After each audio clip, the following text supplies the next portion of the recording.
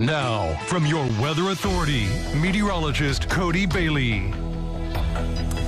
Well, despite the very humid conditions today, the good news is the heat was taken down a notch, and actually it looks like our heat wave was ending yesterday. We were expecting to get up to around 90 degrees today, but with the clouds and the showers and storms earlier this morning, really overnight into this morning, that kept our temperatures at bay for the most part, but still pretty sticky out there in terms of the humidity. But here's a look at our high temperatures, close to the 85 to 90 degree range, but at least looking on the map, it doesn't look like anyone did exceed the 90 degree mark. Closest we got to was down in Madisonville today, 89. Now 85 in Evansville. The reporting site out at the airport actually was knocked out, or not reporting right now, so that was the highest temperature so far, but I expect most of the area that we did not hit 90 in Evansville. So our heat wave looks like it ended yesterday at day 6 as opposed to what was looking like day 7 for today. But rain trying to make a run at us once again. Parts of southern Illinois, also up in Clay County, getting some isolated downpours.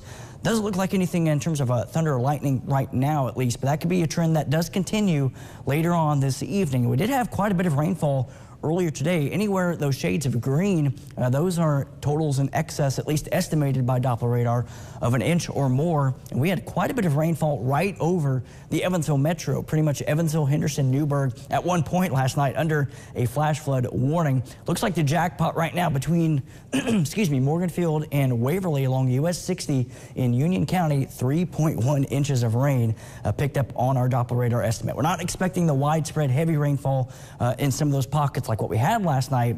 Certainly something, though, that we will keep an eye on as we go through the late evening into the overnight hours tonight. But those clouds are holding on. That's our Austin Holmes tower camera from Central City. The pump out, once again, a popular destination, didn't really get a lot of visitors the last few days with the heat and the high dew points, making it feel like it was well into the 110 to 115 degree range. So that's our Superior Ag tower camera. And again, temperatures pretty much upper 70s to low 80s, or right around the 80 degree mark right now. 85 Owensboro, Santa Claus here at 84, Jasper 83. The warm spot up in Princeton coming in at 86 degrees. Those dew points are slowly on their way down, so that is some good news here for the back half of the weekend.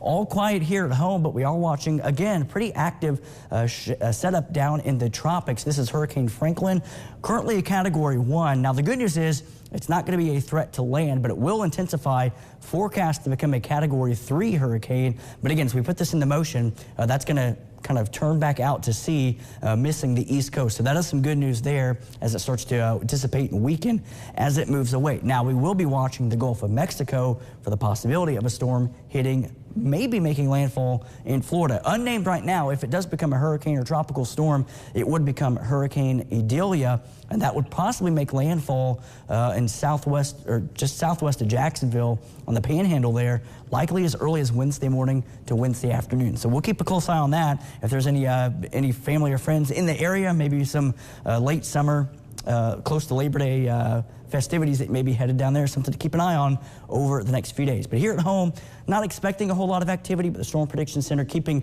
pretty much the southern half of the tri-state south of the river under a marginal level 1 threat for strong to severe storms. We'll keep an eye on that. But again, the activity is going to be very spotty in nature, and it pretty much confined southwest of the tri-state. So not expecting any severe storms, but we could have some additional shower storm activity overnight tonight, diminishing late in the morning, and tomorrow's chance really confined to our southern tier of the tri-state. I think pretty much everywhere along and south of the river. Likewise, north of the river, more sunshine tomorrow. The clouds are going to be kind of stubborn in our southern counties across western Kentucky through tomorrow and tomorrow afternoon. Then we all clear out as that really dry, pleasant air works through Sunday night and Monday morning. Could have some spots waking up to temperatures in the upper 50s on Monday morning, and that's a trend that will continue into next week as well. But temperatures tonight still a little warm, a touch on the humid side, and that's going to continue as we head into Sunday before that dry air really starts to filter in later in the afternoon. So a pleasant second half of the weekend compared to the very humid conditions for today, and humidity off the board